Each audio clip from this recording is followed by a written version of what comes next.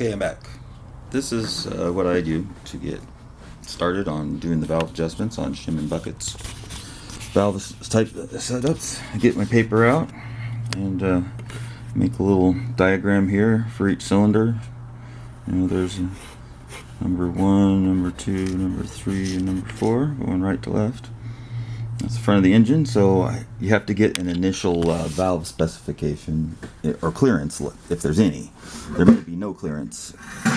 So the way you do that is you get your feeler gauges like here, and you find a small one that's, you know, quite small, under what your minimum clearances would be, and see if you have clearance to start with. So we got clearance.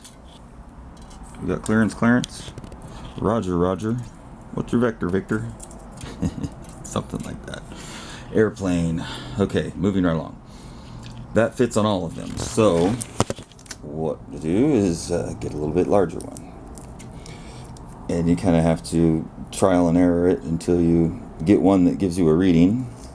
I'm going to jump up to about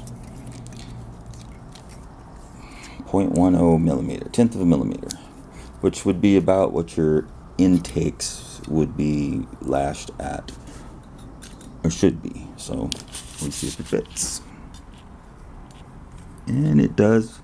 It's got a little drag. I'd say that's probably about what that one is. And it's a little loose on that one, so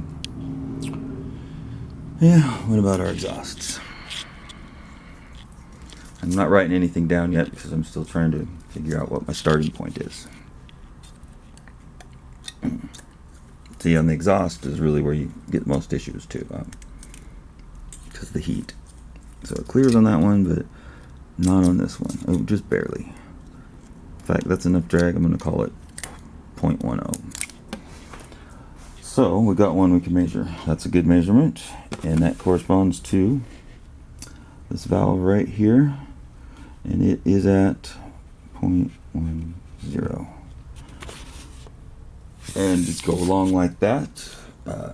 Do the rest of the 3 valves on that cylinder, and then turn the motor over to the next one at top dead center, number 3, and do the same thing until you get all of these filled in with your initial readings, and then you'll know what shim you need to change to in order to get your correct valve clearance and not have it backfire, not have it bog out, and have it easy to start when it's cold and all that stuff.